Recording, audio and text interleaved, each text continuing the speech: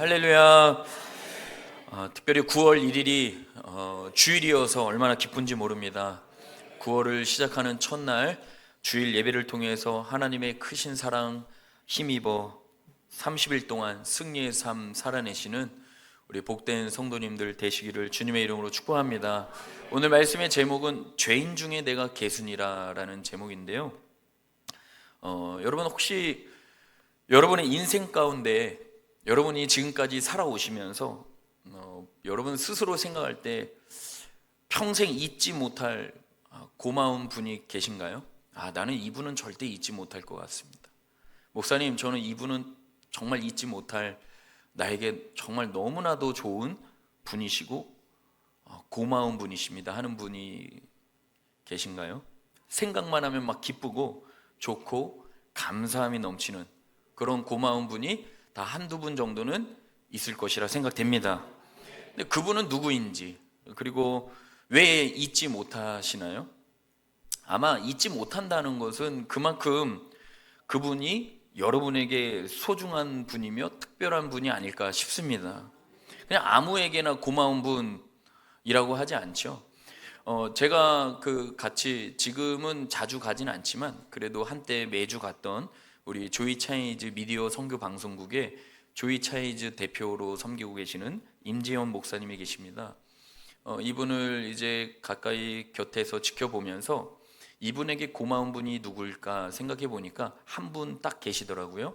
그분 스스로도, 대표님도 그분을 그렇게 생각하시지만 그냥 옆에 있던 제3자인 제가 봐도 이분은 우리 대표님께 정말 고마운 분, 그리고 평생 잊어서는 안 되는 분이겠구나 라는 생각을 하게 됐는데, 왜 그런 생각을 하게 됐냐면 우리 임재현 대표님께서 신장이 좋지 않아서 매일같이 투석을 이렇게 병원에서 받으면서 하루에 4시간씩 또는 5시간씩 누워서 투석 받지 않으면 정말 제대로 살 수 없는 그런 환경에 처한 분이셨습니다. 그런데 어느 날 구세주가 나타난 것입니다.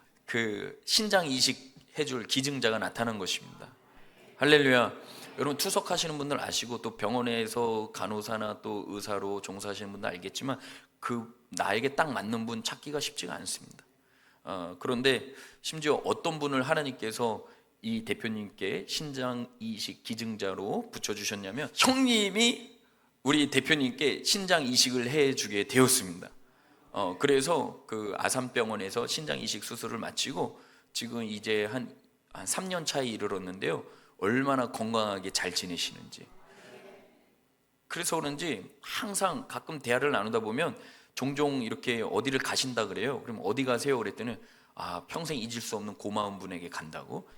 누구냐? 그분이 바로 신장 이식해줬던 그분이 아니었으면 평생을 이렇게 하루에 4시간, 5시간씩 투석하며 살아야 될 그러한 자였다라는 것을 본인이 누구보다도 잘 알고 있기 때문에 늘 하루 1년에 몇 번씩 그렇게 고마운 마음을 이렇게 표현하는 것을 이렇게 곁에서 볼 수 있었습니다. 아멘. 저도 생각해 보면은 굉장히 고마운 분이 많이 있습니다만은 특별히 제가 진짜 요즘에 고마워하면서 하는 분들은 진짜 우리 성도님들이 안 믿어줄까봐 제가 입술에 침도 바르고, 진짜 빈말이 아니고요. 저에게 고마운 분들은 우리 성도님들이세요. 왜냐하면 우리 성도님들, 정말 우리 본이 되는 교회 성도님, 제가 본이 되는 교회만 이제 담임을 해서 그런지는 몰라도 우리 본이 되는 교회 성도님들 정말 우리 할머니의 표현에 의하면, 할머니가 저를 볼 때 가끔 그러거든요. 우리 손자 목사님은 똥도 버릴 게 없다고.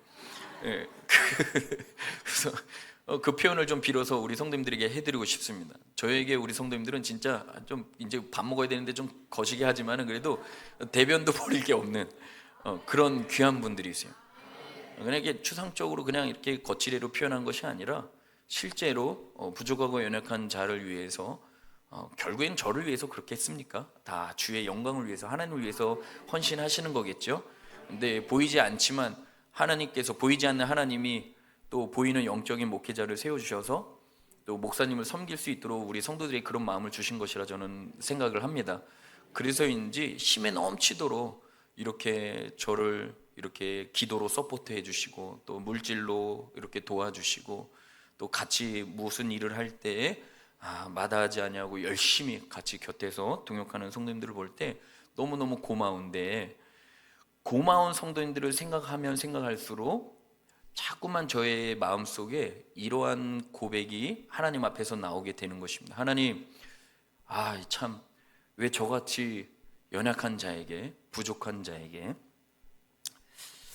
이렇게 좋은 성도님들을 붙여주시는지, 진짜 하나님의 은혜이고, 또 그런 마음을 갖고 있다 보니까 우리 성도님들 한 분 한 분 뵐 때마다 너무너무 귀하면서 더 잘해야겠다, 더 잘 섬기고 싶다라는 그런 마음이 듭니다.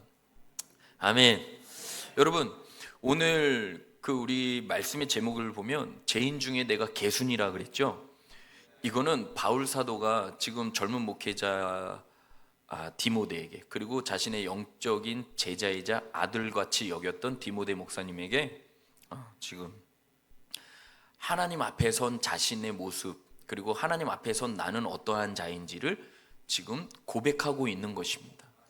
그런데 너무 참 훌륭한 고백이지 않습니까? 죄인 중에 내가 개순이라 라고 하고 있습니다. 여러분, 여기서 괴수라는 말은요, 헬라어로 프로토스라고 하는데요, 이 의미는 어떤 의미냐면 서열상으로 첫째라는 뜻이 담겨 있습니다. 서열상으로 첫째. 그러니까 이 말은 죄인 중에서 우두머리 죄인이라는 거예요. 많은 죄인들이 있지만 그 중에 가장 큰 죄인은 바로 자기 자신이라는 것입니다.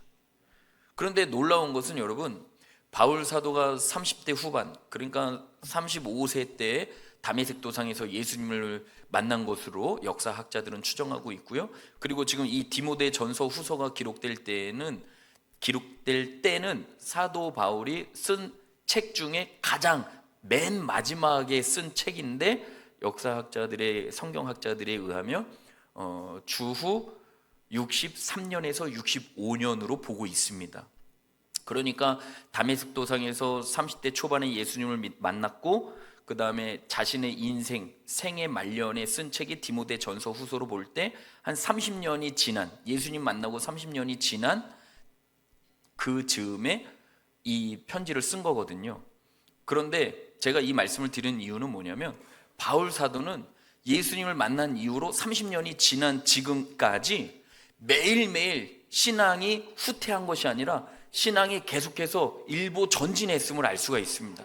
특별히 하나님 앞에서 자기 자신에 대한 신앙 고백을 하는 것을 보면 점점 더 영성이 깊어져 가고, 그리고 하나님을 향한 사랑, 그리고 하나님을 향한 그 신앙심이 더 깊어져 가고 있다라는 것을 바울이 쓴 서신서를 보면 알 수가 있는데요, 바울이 처음 회심한 후에 그는 자신을 가리켜서 뭐라고 이야기했냐면 만삭되지 못하여 난 자라고 표현을 했습니다.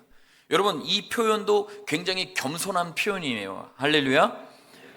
그리고 또 고린도전서 15장 9절에 보면 사도 중에 가장 작은 자라고 자신을 소개하고 있는 것을 볼 수가 있습니다.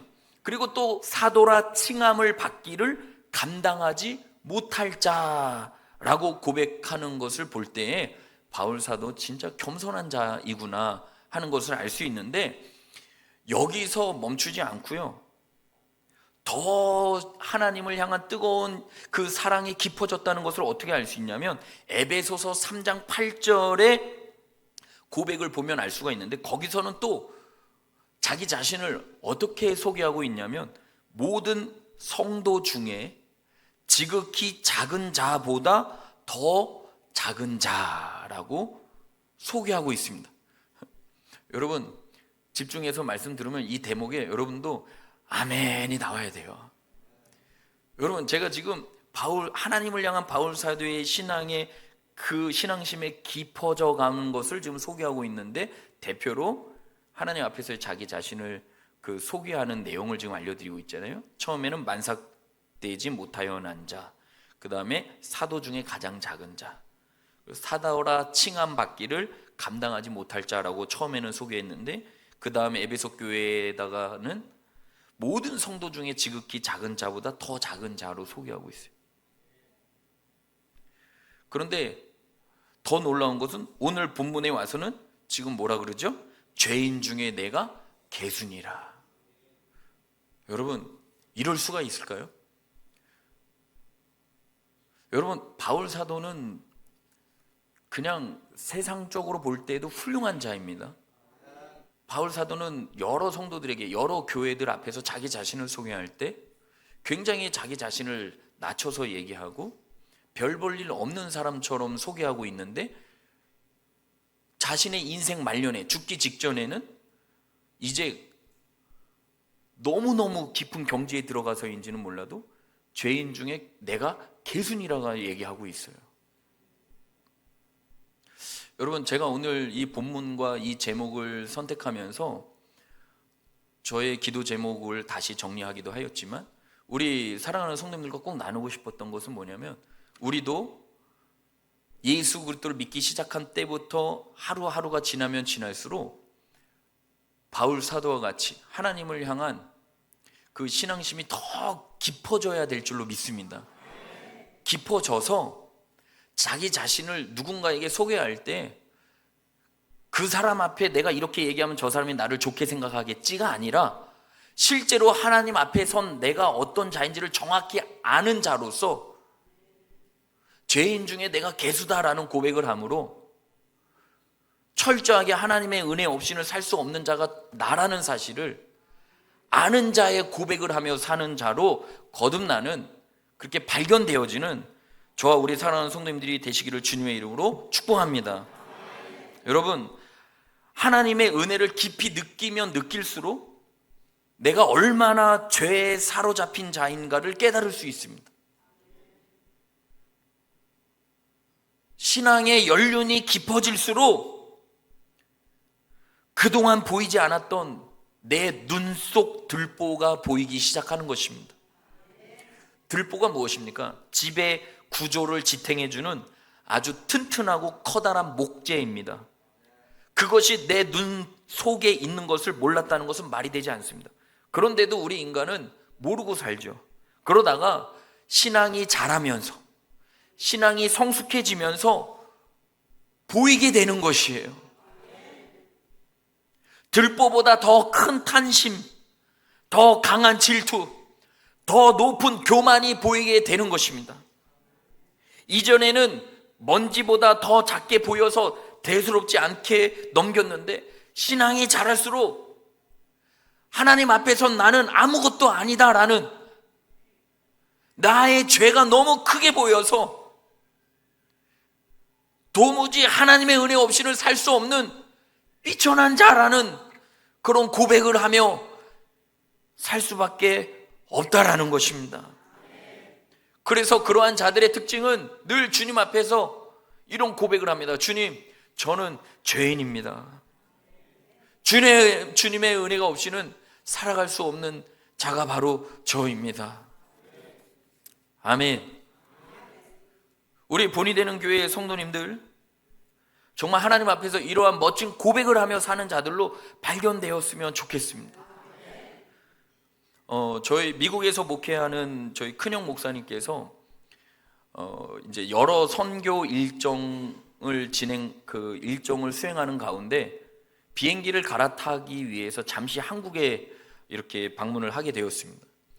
그리고 나서 이제 캄보디아로 들어가서 지난주 화요일 날, 그리고 이제 어제 새벽에 이제 또 한국에 왔습니다. 왜냐면 이제 다음 주에 또 중국에 들어가야 되기 때문에. 캄보디아에 갔다 오면서 이제 선물을 좀 받아온 것을 동생 목사인 저에게 이렇게 주는 거예요. 그래서 여기 보면은 이제 십자가인데 여러분들 잘 안 보이시잖아요. 그래서 제가 좀 사진을 찍어봤습니다.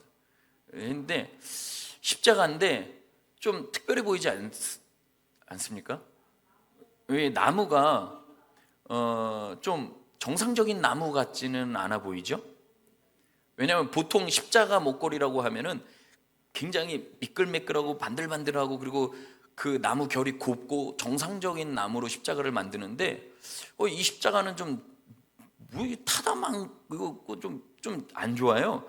그래서 제가 형님 목사님께 선물을 주려면 좋은 걸 줘야지 왜 이렇게 타다만 걸 줬냐라고는 안 했고요. 줘서 감사해요 했지만 이거 좀 이상하다, 이 십자가가.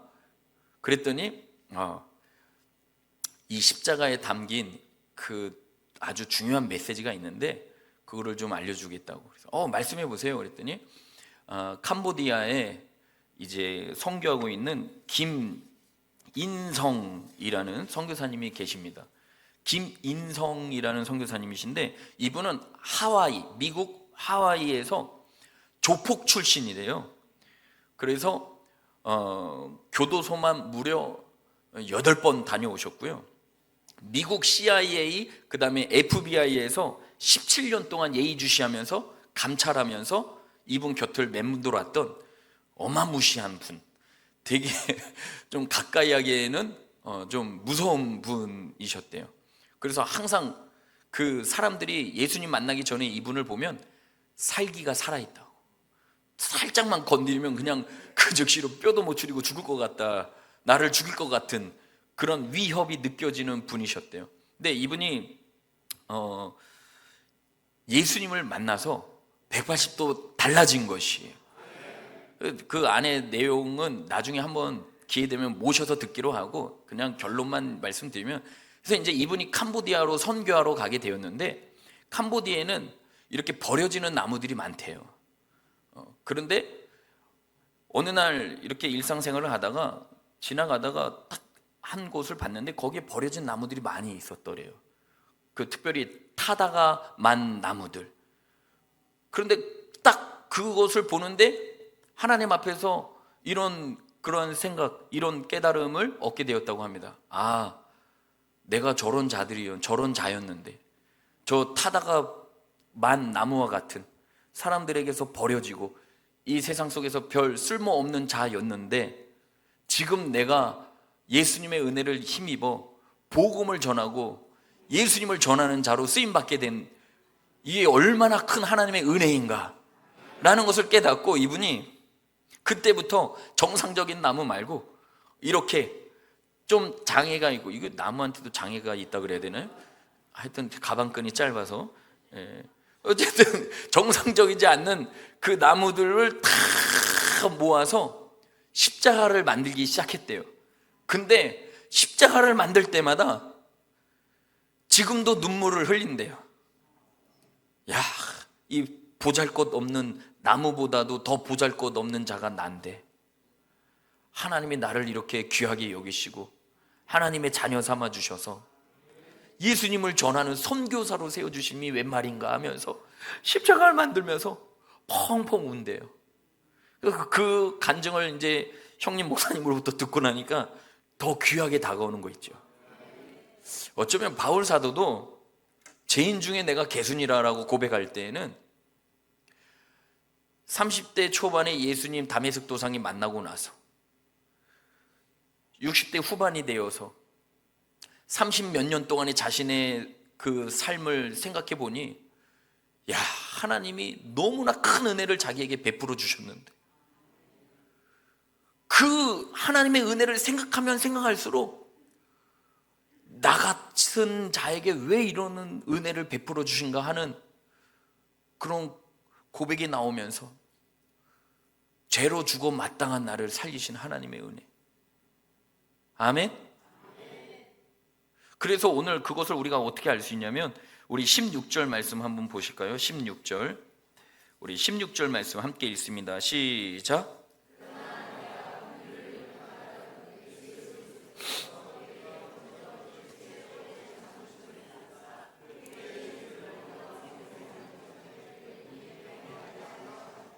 아멘.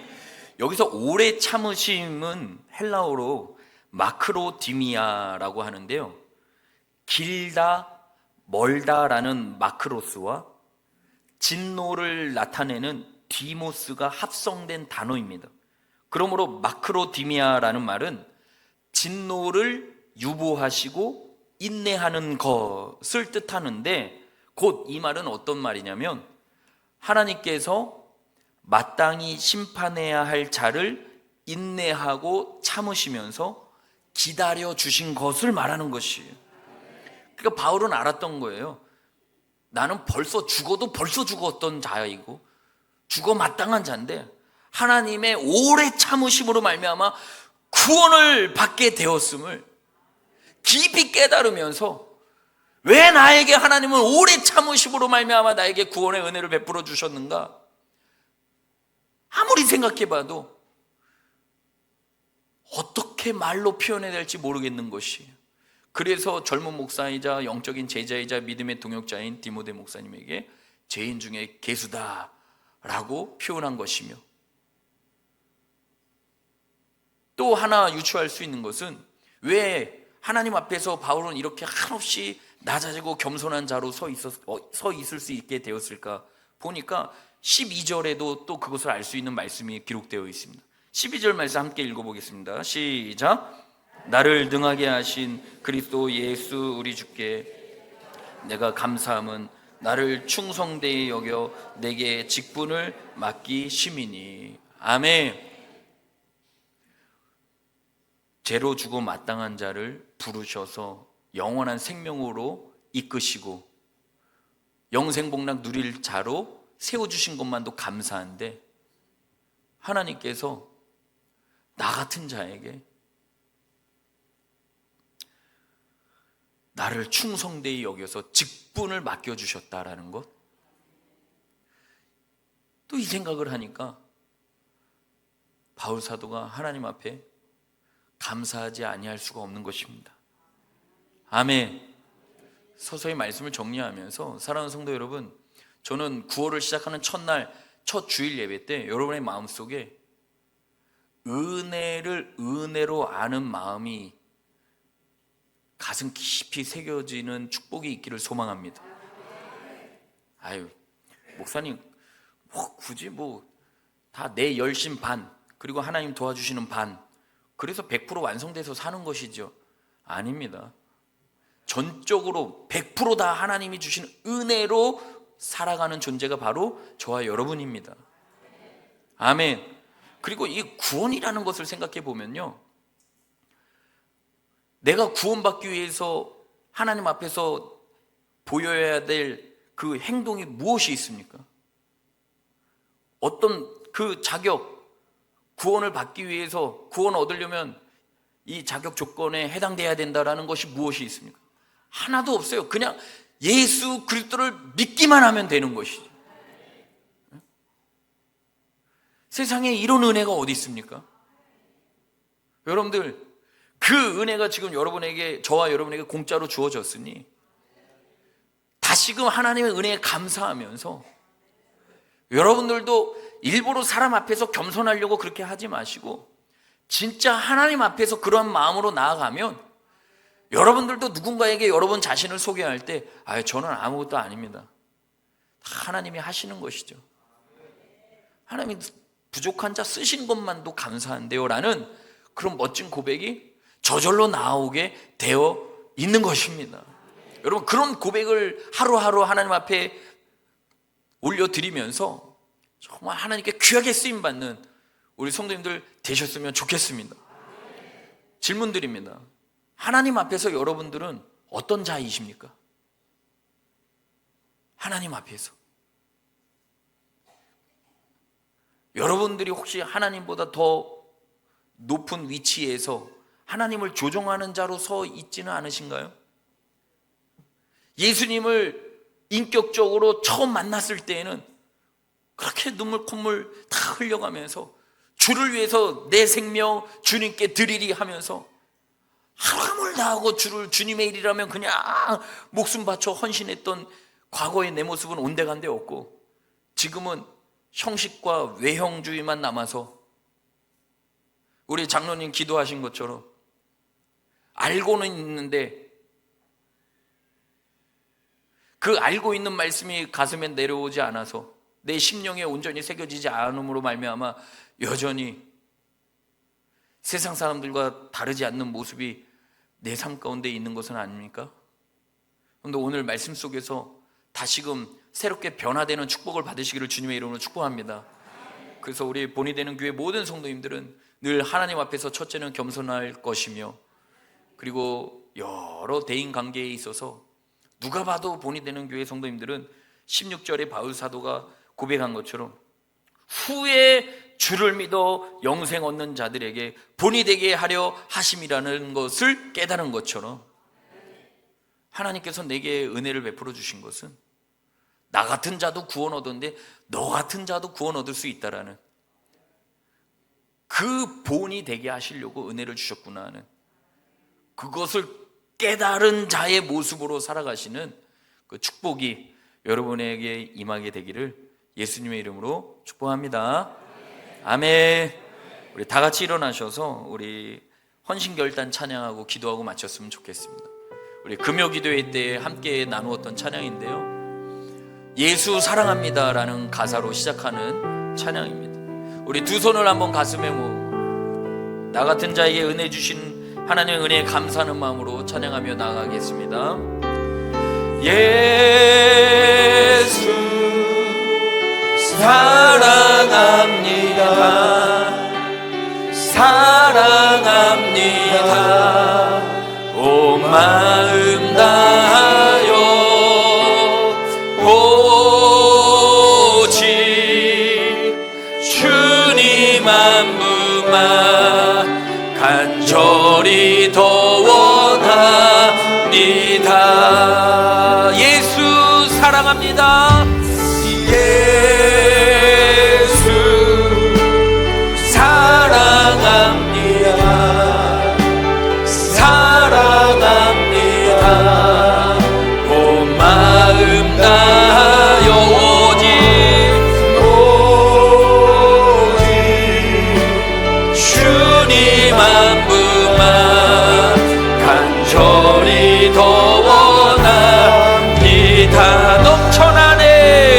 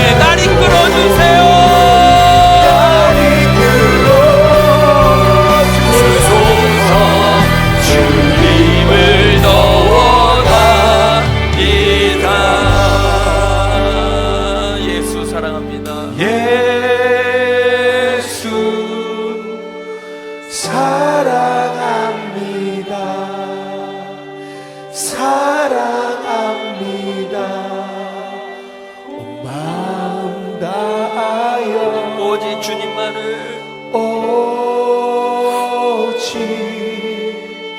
주님 한 분만 간절히 원합니다. 다시 한번 예수님 사랑합니다. 예수 사랑합니다. 사랑합니다. 온 마음 다하여 오직 주님 한 분만 간절히